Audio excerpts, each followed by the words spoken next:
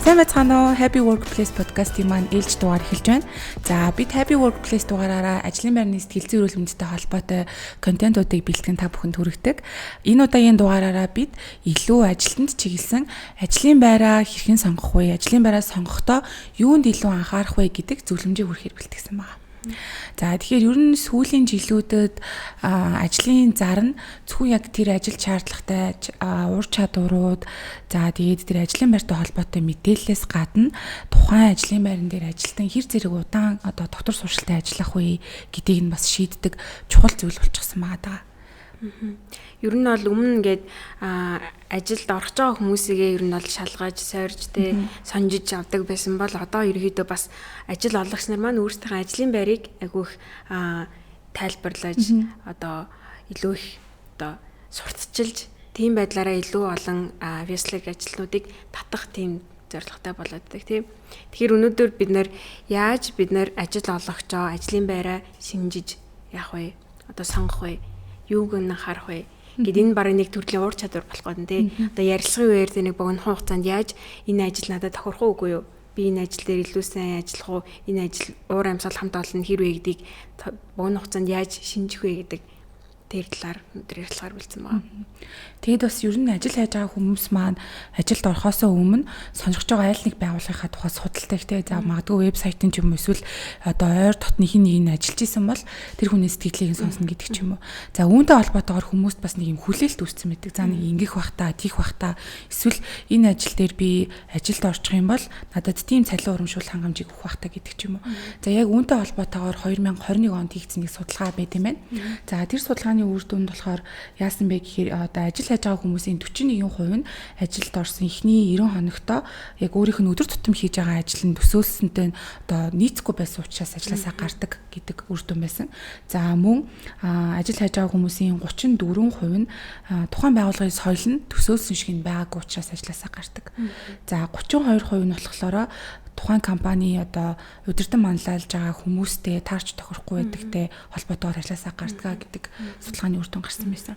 За мөн нэмэлтээр болохоор ер нь дэлхийд даяар ингээ ажил хайгаад байгаа ажил горлогчдоос авсан судалгаагаар ер нь тухайн ажилд орохдоо юуг нь илүү хардаг вэ гэдэг одоо судалгааг авсан юм байна л да. Тэгэхэд үр дүнд нь болохоор хамгийн өндөр хувь буюу тухайн ажил горлож байгаа хүмүүсийн 67% нь өгөх цалингийн хэмжээг нь хардгаа гэж хариулсан байсан. За тэгээд 63% нь болохоор нэмэлт хангамж урамшуул нь ямар байх вэ, ямар нөхцөлтэй байх вэ гэдгийг хардаг. За тэгээд тухайн ажлын байрны нэг офисын байршил хаана байна гэдгийг нь 59% нь хардаг. За 43% нь болохоор өөрийнхөө гэрээс ажлын газар руу явахдаа зарцуулах хугацааг нь хардаг. За 32% нь болохоор тухайн компанид өмнө ажиллаж исэн ажилтнуудын үнэлгээ, сэтгэл зэргийг нь хардаа гэж хариулсан байсан. Тэгмүүд бидний эхлээд хардаг юм бол нөгөө ажлын зарыг хардаг шүү дээ. Ийм чадвартай ийм хүмүүсийг авнаа. Тэгээд ажлын орчин нэмээ тиймээ гэд. Тэгэнгүүт бас тэр зар дээрээс биднээс хараад бас нэг шинжих боломжтой байдаг тий. За жишээлбэл одоо ачаал дах чадвартай, хөрөх боломжтой гэдэг ч юм уу тий. Магадгүй тэр нь олон зүйл сурах боломж байж болох ч бас нөгөө талаараа хөрөх боломжтой гэж байгаа нь яг өөрөг хариуцлах нь бас тодорхой бос ээж болох юм тий. Эсвэл ингээд олон хүний ажлыг зэрэг хийдэг ч юм уу бас тийм асуудалтай бас байж болохоор тий. За тэгээд бас их зарууд дээр байдаг нэг өрсөлдөхүйц цалин өндөр цалинтай бусад одоо ижил төрлийн салбартай харьцуулахад өрсөлдөхүйц цалин өгнө гэж бичсэн байдаг. Энэ нь нэг талдаа өндөр цалинтай байж болохыг илтгэж байгаа ч гэсэн нөгөө талдаа юу илтгэж болох вэ гэхээр тухайн байгууллагын цалин урамшууллын систем дэмж тодорхой бус байна. Ерөнхийдөө бол өөрхөн гүйцэтгэлтэй уялдуулж цалин өгөхгүй байх магадлалтай гэдгийг бас давхар харуулж байгаа. За тэгээ бас түрүүн таны хэлсэн нөгөө нэг хөрөх чадвартай карьерийн өсөлт одоо карьерийн өсөлт хөгжил боломжтой гэдэг ч юм уу. Энэ нь яг нэг талдаа тухайн хүнд маш олон зүйлийг зэрэг сурахыг ч юм уу зааж байгаа ч гэсэн нөгөө талдаа маш их ажлын ачаалттай байх. За тэгээ ажил үргийн одоо хуваарлалт нь тодорхойгүй байх. Нэг хүн дээр маш олон төрлийн ачаалал одоо ирэх эсвэл ажлын байрны тодорхойлолтод заагтаагүй үүрэг даалгаврыг өдөр тутамдаа хийж гүйцэтгэх гэдэг ч юм уу. Эднэрийг бас оруулсан байх боломжтой байна. За тэгвэл ер нь анх тухайн байгууллагт ярилцлаганд орохоосоо эхлээд юун дээр илүү анхааруул зүгээр вэ гэдэг зөвлөмж хэсэг рүүгээ шилжиж. За хамгийн ихний зөвлөмж маань болохоор тухайн байгууллагт ярилцсанд орж явахдаа сэтгэл зүйн хувьд тэр аюулгүй одоо миний сэтгэл зүйн эрүүл мэндийн хэр зэрэг хамгаалж чадах вэ гэдгийг нь асуух хэрэгтэй. Яагаад тэгэхээр сүүлийн жилүүдэд ажлын байрны сэтгэл зүйн эрүүл мэндтэй холбоотой маш олон төрлийн судалгаа мэдээллүүд за контентууд ч гэсэн нэлээд их гарч байгаа тий. Үүнийгээ дагаад одоо нөгөө ажил эрхэлж байгаа зах зээл ажил эрхлэгчдийн зах зээл дээр жинзийн үеийнхэн илүү хүчтөрж орж байгаа учраас тэд нар маань илүү нөгөө сэтгэл зүйн эрүүл мэндийн мэдлэг мэдээлэл ойлголт нь бусад үеийнхэндээ харьцуулахад арай илүү өндөр учраас ажлын байран дээр одоо хоногийн 3-1-ийг өнгөрөөж байгаа учраас тэр газар нь сэтгэл зүйн хувьд эрүүл аюулгүй байгаа юу гэдгийг нь асууж тодруулах нь маш чухал. Гэтээ мэдээж шууд танай байгууллагын сэтгэл зүйн хувьд тэр аюулгүй гэж асуухаасаа илүүтэйгээр ямар нэгэн бодлого журам байдаг хэсэгтэй дотоод дүрм журамдаа сэтгэл зүйн эрүүл мэндийг нь хамгаалах янз бүрийн хөтөлбөрүүдтэй хэсгийг нь тодруулж болно гэсэн үг. Түнчлэн бас нөгөө байгууллагын удирдлагын тогтолцоо нь хэр байдیں۔ Тэвтэй юм уу бос юм уу гэдгээс бас асууж болно. Тэгээд ер нь бол хамт олонны уур амьсгал нь бас ямар байдیں۔ Тэ ер нь хүмүүс бие биетэй хэр харилцдаг, бие биедээ туслах байдал нь хэрэг гэдэг ч юм уу. Гэх мэтчлэн ер нь бол уур амьсгалыг нь тодруулж асах боломжтой байдаг. За тэгээд ер нь ажлын өдөр хэрхэн өнгөрдөг вэ? За тэгээд ийм хүмүүс одоо сэргээхтэй ирчүүж авах тэ одоо ажлын стрессээ тайлахын тулд ажил дээр юу хийх боломжтой байдаг вэ гэдэг ч юм уу тий. Гэх мэтчлэн тийм зүйлсүүдийг асуух үнэтэй. Хүмүүс нөгөө ярилцлагын үеэр ярьж агаад за асуулт байна уу гэхээр хөвчлэн ер нь бол байхгүй дээ. Гэтэл ер нь бол яг ажлаа нэг сонжоод дэдгүй штэ. Тэгэхээр асуулт байна уу гэж асуух үед бид нэр аль болох тий тухайн байгууллагт ажиллаа гэхэд та удаан доктортой сэтгэл зүйн үед аюулгүй ажиллаж чадхаар байна уу гэдгийг сайн тодруулах нь зүйтэй. Тэгээ магадгүй нөгөө нэг асуух зүйл байхгүй гэдэг байгаа нь ажилд орохыг илүү чухалчлаад тэр байгууллагыг нөгөө дүүнэх ч юм уу тэр байгууллагыг шинжихийгээ үргэлж 2 дугаарт тавиад идэх тас холбоотой байж болох юм тийм. За тэгээ дараагийн нэг зөвлөмж болохоор тухайн байгууллагын цалин урамшуулал нь хэрвээ одоо тогтолцооны хувьд, системийн хувьд ямар нэгэн бодлого байдгүй гэдгийг нь тодруулж асуух хэрэгтэй болно. 2021 онд хийгдсэн нэг судалгаагаар тухайн ажлын байрыг сонгоход цалин урамшуулал нь хэрвээ гэдг нь 44% нөлөөлдөг гэдэг судалгааны үр дүн гарсан байсан. За тэгээд мөн түнчлэн ажил хайж байгаа хүмүүсийн 70% нь тухайн байгууллагын цалингийн систем нь ил тод байх нь чухлаа гэж хариулсан байсан. За тэгэхээр цалин гэдэгт бол яг бид нэр өөрсдийнхөө өдөр тутам хийж байгаа ажлынхаа цалин гэж болгож болно. Үүн дээр нэмэлтээр ямар нэгэн урамшуулал байгаа хэсэгтэй гүйцэтгэлээс хамаарсан нэмэгдлүүд байгаа хэсэг. За нийгмийн халамж, за магадгүй эрүүл мэндийн даатгал одоо нийгмийн даатгал гэдэг дээр ямар нэгэн даатгалын бодлого журам тусгайлсан систем байгаа эсхийг нь бас тодруулж асуух нь зүйтэй байна. Тэгээд мөн урамшуулал гэж ярьсан дээр нэмээд ярихад зөвхөн ажилтнанд чиглэсэн урамшуулал одоо хөнгөлөлт гэдгээс гадна тухайн байгууллагын ажилтны гэр бүл тэгээ одоо эхнэр нөхөр хүүхдэд нь чиглэсэн ямар нэг хөнгөлөлт итгэмж байгаа эсхийг нь бас тодруулбал зүгээр.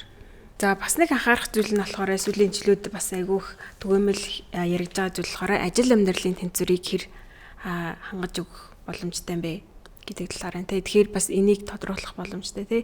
За сүүлийн судалгаагаар ер нь бол цалингийн дараа 2-т орох нэг ажил сонгоход шаардлагатай нэг хүчин зүйл бол ажил амьдралын тэнцвэр гэж ярьдаг болсон. За тэр дундаа Gen-Z үеийнхэнд бол ажил амьдралын тэнцвэртэй байх боломж нь за зарим тохиолдолд цалингаас илүү одоо утга учиртай үнцэнтэй гэж ер нь бол үзэгдэх талтай болсон. Тэгэнгүүт одоо ер нь бол бас нэг судалгаагаар 2030 он гэхэд ер нь бол хөтөлбөрийн зах зээлийн 30%-ийг ер нь бол Gen-Z үеийнхэн эзлэх магадaltaй гэж үзсэн маа. Тэгэхээр яалчгүй ажил олгогч нь тэ ажил амьдралын тэнцвэрийг хангаж гин үү, ажил амьдралын тэнцвэртэй байх боломжийг олгож гин үү гэдгийг нь бас ажил горилж байгаа хүмүүс маань их анхаарах болсон тийм. За тэгвэл яаж би одоо энэ ажилд орох юм бол ажил амьдрал маань тэнцвэртэй байж чадах вэ гэдгийг яаж шинжиж болох юм бэ? Юу гэж асууж тодруулж болох юм бол? Эхлээд уян хатан байдлаар ажиллах боломжтой юу гэдгийг асуух боломжтой. За ихэнх компаниуд бол зар дээрээ тэдэс тэдэн цагийн хооронд ирээд тэдэс тэдэн цагийн хооронд тарах боломжтой гэдэг ч юм ингээ бичсэн байдаг. Тэгвэл ярилцлагын үеэр очихдоо зайнаас буюу гэрээс ажиллах боломжтой юу? За би гэрээсээ ажиллах боломжтойгоор одоо хөнгөн өвцөн тохиолдлуудад яах вэ гэдэг ч юм уу тий. Тиймэрхүү байдлаар би гэрээсээ зайнаас ажиллах боломжтой юу гэж асууж болно. Нэмэлтээр илүү цагаар ажиллах одоо нөхцөл байдал хэр зэрэг үүсдэг вэ? Одоо заавал амралтын өдрүүдээр би ирж ажиллах хэрэгтэй байдаг уу гэдэг ч юм уу. Ажлын цаг нь одоо хуулинд заасан шиг 8 цаг байдгүй, илүү цагаар ажилласан тохиолдолд нөгөө нөхөж амраадгүй, эсвэл бол одоо цалинг маань нэмж өгдөггүй гэдэг ч юм уу, тиймэрхүү байдлаар асуух гэдэг ч юм уу. За тэгээд амралтын өдрүүдэд уцаар холбогдох, за эсвэл харилцагчтай ярих, амралтын өдрүүдэд үргэлжлүүлэн ажиллаа хийсээр байх нөхцөл байдал хэр их үүсэх вэ гэдгийг бас асуух шаардлагатай байна. Ихэнх одоо яаралтай тусламжид ажилладаг хүмүүс гэдэг ч юм уу, за эсвэл онцгой байдалд ажилладаг хүмүүс ч юм уу хуцаа унтраах хэрэггүй байдаг шүү дээ. Шөнө өрөөнд цагаар чамаагүй одоо амралтын өдрүүдээр чамаагүй дуудлага ирэх магадaltaй байдаг. Тэгэхээр яг тэрэн шиг тийм одоо байнга бэлэн байдалд ажиллах уу эсвэл бол үгүй юу гэдгийг тодруулж лавлаж асуух ёстой байх. За тэгээ магадгүй тэдгээр асуултуудын хариултаас нь шалтгаалаад тухайн ажил нь яг өөртөө тохирсон ажил амьдралын тэнцвэрийг хангаж чадах эсхийг бодолцоод шийдвэрээ гаргах ёстой байна. Бас жирэмсэн эсвэл хүүхэдтэй эсвэл гэр бүлийн хин нэг асрах шаардлагатай үед хүн дээр ямар нэгэн уян хатан зохицуулалт байдгүй гэмтсэн тэдгэрийг тодруулж байгаа юм. За бас зарим байгууллагуудтай нөгөө ажлаас хашрах тийм үеүдд нь дээд цалинтай чөлөө олгодог гэдэг ч юм уу, эсвэл нэг юм тодорхой нөхцлүүдийг бас ажлын одоо хөдөлмөрийн журамдаа оруулсан байдаг шүү дээ. Тэгэхээр тийм ямар бодлого журмууд байна вэ гэдгийг бас тодруулж болохоор байна тий. За тэгэхээр ер нь сүүлийн жилүүдэд ажил хайх үйл явц маань тий сонгогдох гэдэг өнцгөөс бас ажлаа сонгох гэдэг бас хэв маяг руу орох хандлагатай болоод тий. Ер нь бол хөдөлмөрийн зах зээл дээр хэрэлт маш өндөр байгаа. Тийм учраас ажил горлогч нар маань ажлаа сонгож орох юм боломж бас илүү нэмэгдээд байгаа. Тэр үед бид нэр ажил маань тухайд орох байгаа ажил нь бидний сэтгэл зүйн хувьд тий ажил амьдралын хувьд тий хувийн амьдралын хувьд хэр одоо эерэг сөрөг бос юм нөлөө үзүүлж болох вэ гэдгийг бид нэр иймэрхүү байдлаар шинжиж бас шалгах боломжтой байна тий. За өнөөдөр бид нэр тавчхандаа ажил олгож байгаа хэрхэн шинжүүхээ, ажлын байраа хэрхэн сонгох вэ гэдэг талаар товч ярилцлаа. Тэгээд өнөөдрийн подкаст хамтдасан та нарт баярлалаа. Дараагийн дугаараар уулзъя баяртай.